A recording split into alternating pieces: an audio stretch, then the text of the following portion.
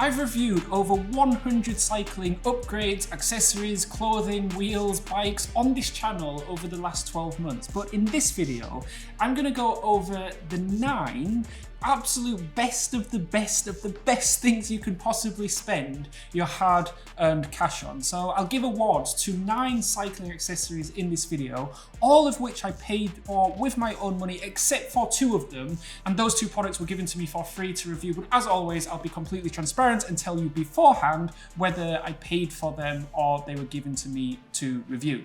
I wish I had actual physical awards to ship off to the brands that won the awards, but firstly, no one really cares whether I ship them an award or not, probably. And number 2, I've spent all my money on bike gear for these videos, so maybe next year. So I have a few different awards: Best Value Award, Best Surprise Award, meaning I didn't expect it to be that good, but when I used it, it was damn impressive. Best Innovation Award, Best Performance Award, Best Brand Integrity Award, and finally, the big one, the Best Product Award. As always, if you're interested in finding more information about any of the products I talk about in this video, I'll drop links in the description below. Okay, so let's start off with the Best Value Award. So I'll go through the honourable mentions first, and I talk about this a lot on my channel. It's the IGPS Sport BSC 100.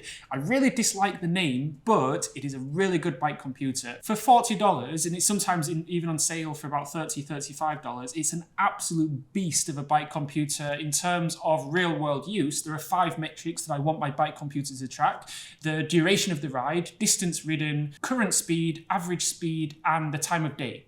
And those are the 5 core metrics, and this BSC 100 measures all those 5 things very accurately. I also want my bike computer to connect automatically with my Garmin watch and Strava as well, which the BSC 100, I really dislike that name, does. On AliExpress, they're being sold by the bucket load. They've sold over 10,000 units with 3,355 reviews, averaging 4.9 stars at the time of filming this video. And I mean, the reviews speak for themselves. It seems I wasn't the only person who was quite impressed with this bike computer, considering Garmin sell their computers for like 10 times the price. And sure, Garmin computers have more features and are slightly more refined of an overall product. These go for over $400, whereas the BSC 100, $40, you really can't go wrong. The next honourable mention for Best Value Award is the Amazfit BIP 6 smartwatch. So I bought this for about $80, partly because it had thousands of reviews averaging 4.5 stars. But even so, an $80 smartwatch, how good can it really be? As it turns out, better than expected. Now, there's a reason why I'm wearing my Garmin Forerunner 570 here and I'm not wearing this BIP 6 watch. I'll tell you why very shortly.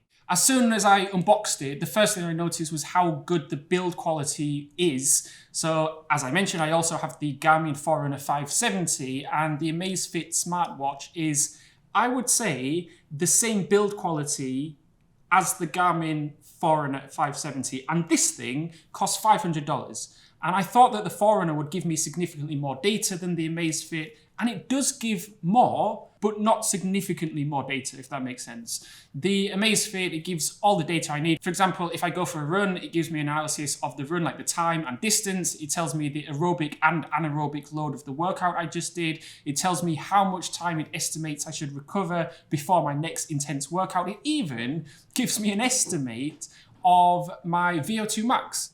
On an $80 smartwatch, that's not bad at all. For the downsides of the Amazfit, and this is the reason why I don't wear this, other than because I have the Garmin Forerunner 570, which is a better watch overall, albeit about 4 or 5 times the price. But the main reason is this watch display is quite big for my tiny little wrist. So it has a 1.97-inch AMOLED display, which is very bright, but also very big. Now, as I say, I have relatively small wrists, and it kind of just engulfs my wrists. Even with the Garmin Forerunner 570, I always choose the smaller models because of my small wrists, but the Amazfit BIP 6 only comes in one size, and if you have bigger wrists, very, very good value for money.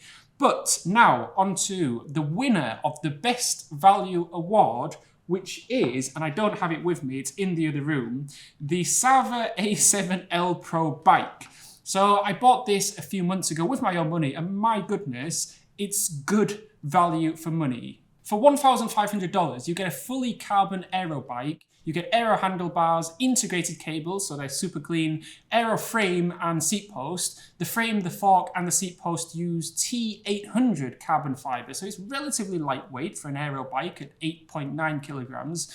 It uses the Shimano 105 12-speed group set, so it's tried and tested. It has a 50-34 crankset and an 11-34 cassette. And the big one for me, it comes stock with 50mm carbon fiber wheels. A $1,500 aero bike coming stock with 50mm carbon wheels. That is insane value for money. Now, it's not perfect. It came delivered from China. It took about 8 days for delivery, which is quite good, and I didn't have to pay any extra customs or charges, but it was damaged in the shipping process. So the box had been damaged and the handlebar tape had been ripped, and then inspecting the bike further, I saw one of the rubber sleeves on the hood had a small cut through it. And then a third thing I noticed was there was a small chip on the paint just above the carbon fork. Anyway, I contacted Sava's customer service and they said, send it to your local bike shop, get it all repaired, send us the invoice and we'll give you a full refund on the repairs. And that's exactly what happened.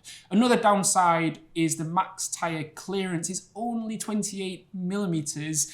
It would have been nice to see 32mm tire clearance. Nonetheless, $1,500 for a very well-spec'd carbon aero bike. Highly, highly recommend. The best value for money product I've probably bought this whole year.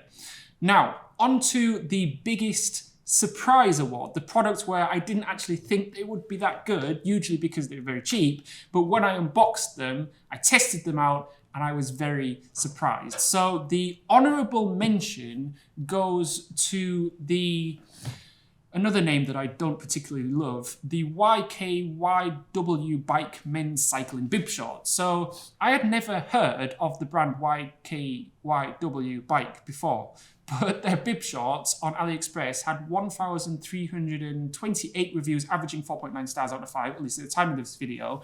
And so I thought, okay, they're worth a shot. And I added them to my basket. I paid $32.63. I wasn't expecting much because after all, they're a pair of $32 bib shorts. The first time I tried them on, I was very, very surprised. The first thing I noticed is that they feel very soft. The material feels very premium. And if you told me that these were selling for $100, $150, based on the quality of the materials, I would absolutely believe you. It's hard to articulate exactly what I mean. You can't reach out through your screen and touch them, but there are two different materials. Maybe you can't see this, but you've got this type of material here, and then you've got this type of material here. And they both feel very soft or very good against the skin. For reference, I'm 183 centimeters and 75 kilograms, and I chose Asian size XL, which is EU large, and they fit me very nicely. I could have probably gotten away with Asian size large or EU medium as well, but I don't like cycling clothes that are too tight. I'd much rather have slightly too loose than slightly too tight. Anyway, the main thing for me is how comfortable they are on the bike. The chamois, the padding, is very, very comfortable, surprisingly well designed. It's thick enough to provide cushioning on the longer rides, but not so bulky that it feels like wearing a diaper. The padding extends to the right places without creating pressure points elsewhere. I've tested dozens of bib shorts at this point, but these are by far the best bib shorts at under $100, and these are $32. At least what I bought them for $32. They can go up, they can go down.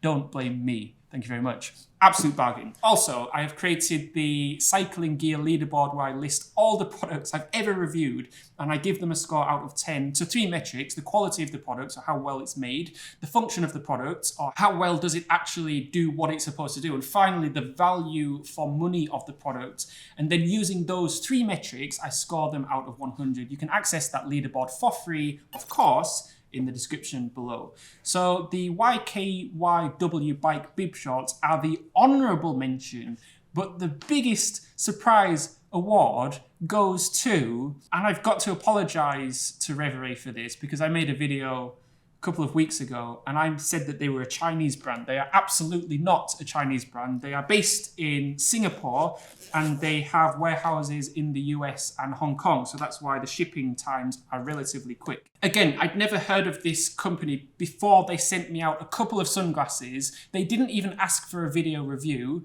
They just said, can I take some pictures of me wearing the sunglasses on my bike so that they can have those pictures on the website. So I was like, sure. And I also sneaked in a review. They didn't know I made a review for them.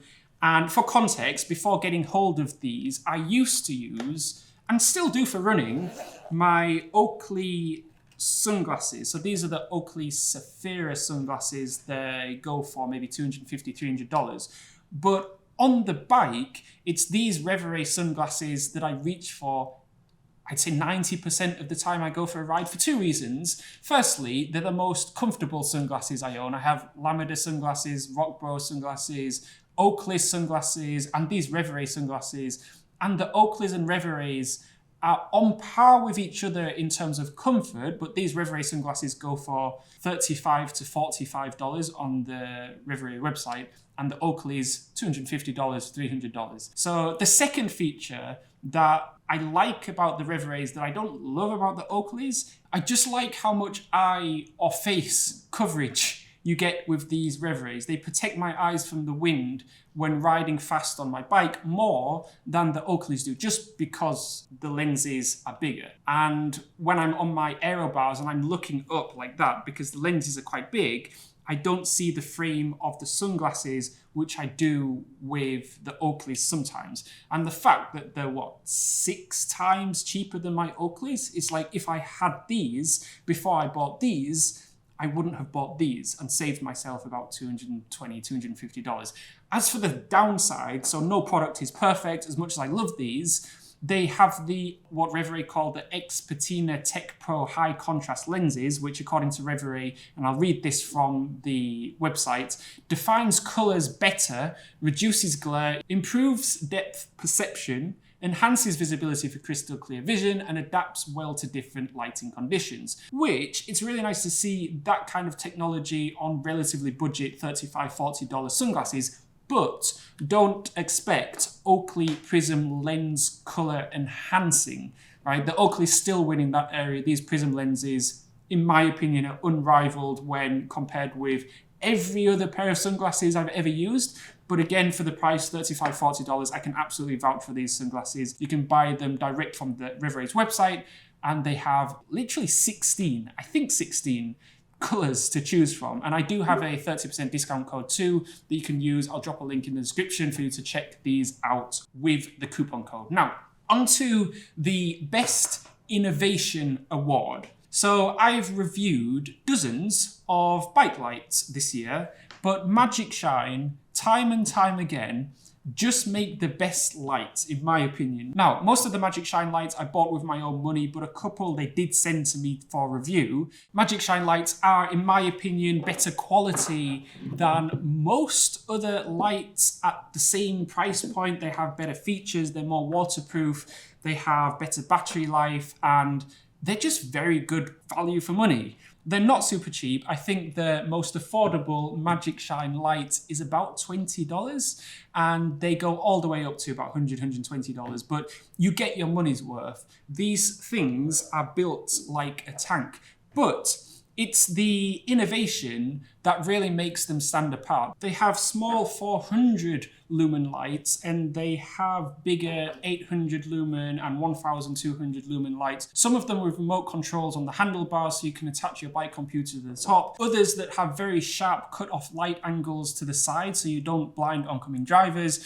Others have 2 bulbs, one that shines outwards like a standard rear light, these 2 here, and then the second bulb that shines down onto the floor to make you even more visible.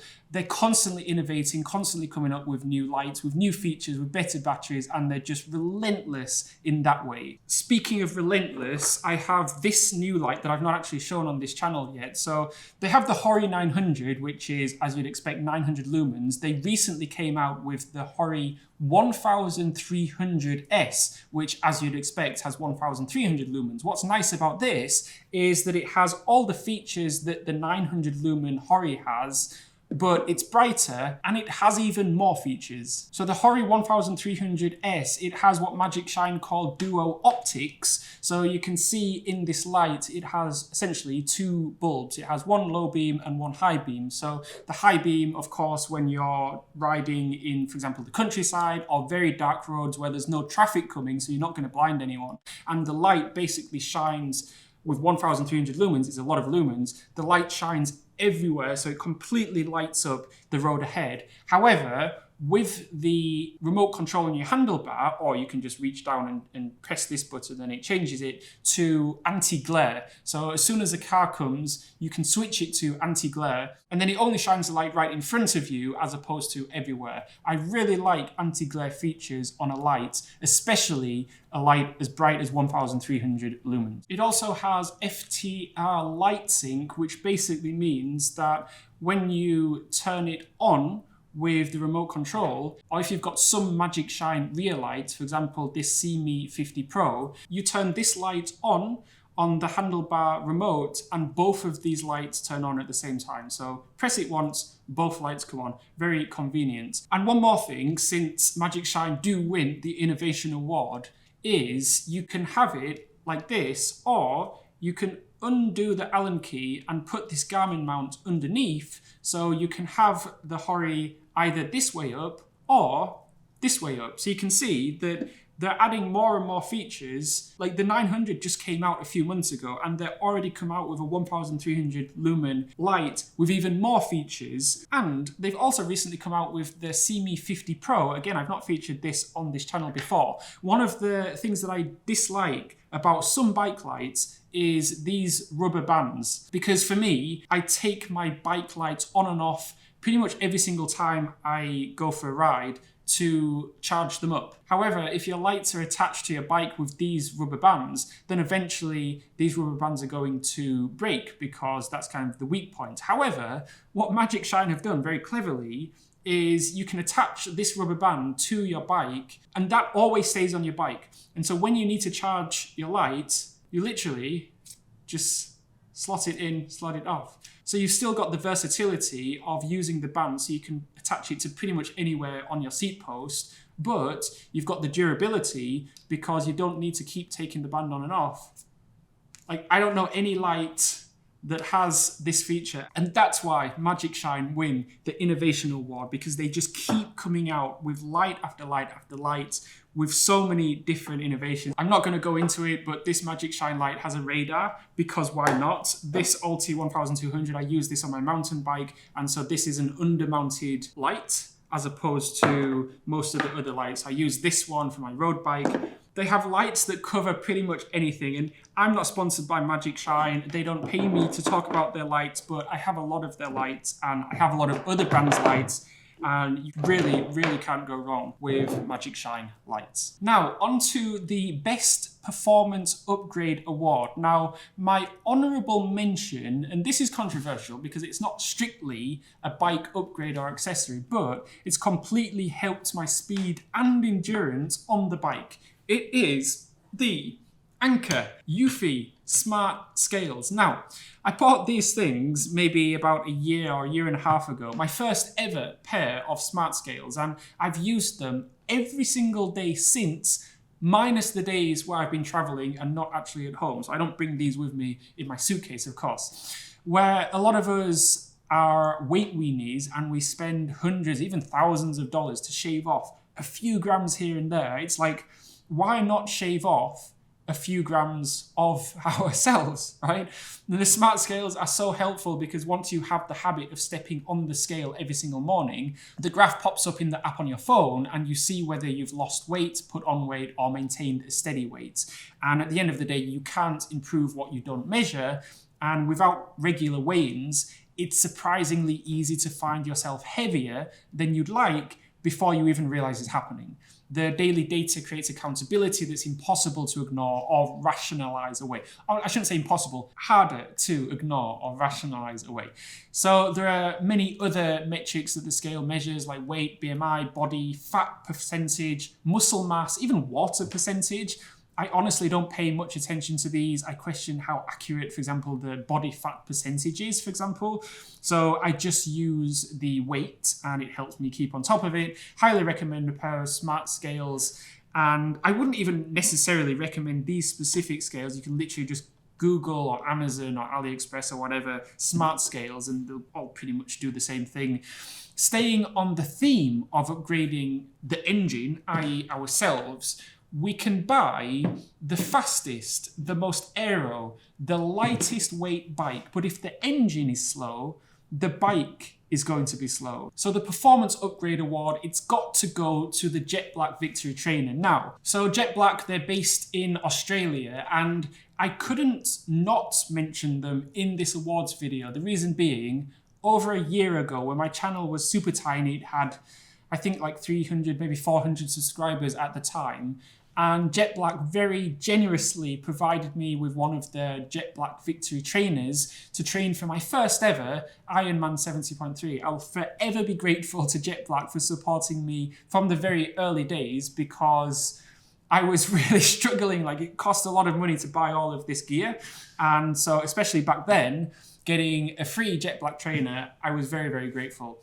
Anyway, a month or so ago, I finished my second Ironman 70.3 and I shaved off 45 minutes from my first Ironman 70.3 6 months ago. And the Jet Black Victory Smart Trainer was an integral part of my training for the Ironman, particularly during winter when it was more challenging to get out on the bike. And having an indoor trainer, it just means that you don't really have an excuse not to train. Like, it's right there in front of you. You just turn on your TV, you wear your bib shorts, you wear your shoes, and you start pedaling. Incredible bit of kit, especially during the winter months when it's maybe not the most fun time to be riding in the cold, wet, windy conditions. Okay, now on to the big one. Out of all the products I've tested and reviewed this year, what is the number one product? And honestly, for me, this was an easy decision. It's the Elite Wheels ENT 2.0 carbon wheels. I bought them partly because a lot of people over on Reddit were raving about how good these Elite Wheels carbon wheels are at a very budget. About $350 for these. I bought them more than 12 months ago. I've ridden more than 10,000 kilometers on them. They're probably my favorite upgrade on both my Trek Domani SL5 and the Sava A7L Pro that I mentioned earlier in the video. I really have put them through a lot of abuse, rainy rides, potholes, rough roads, and they're still going strong with zero issues. The ENT 2.0s, well, I bought them in 50mm depth, which is really versatile depth. When I bought my Trek Domani, it came stock with a pair of aluminium Bontrager Paradigm 20, I think they were 23mm wheels, and I don't know, the wheels just made the bike look a bit cheap. So once I upgraded to the 50mm ENT 2.0s, ignoring any performance gains for a second, the aesthetic gains were huge, night and day. As for the actual performance gains, the bike felt lighter, it felt more responsive, it felt more like I could accelerate noticeably faster. I could keep higher speeds for longer periods of time. So yeah, some pretty significant improvements for $350. My favorite bike upgrade. As I mentioned earlier, all the products I talked about in this video are linked in the description below. I actually made a full video review of these Elite Wheels ENT 2.0 carbon wheels. You can watch this video right here, and you can watch my full review of the Sava A7L Pro carbon bike that won the Best Value Award this year by clicking on the card on the screen.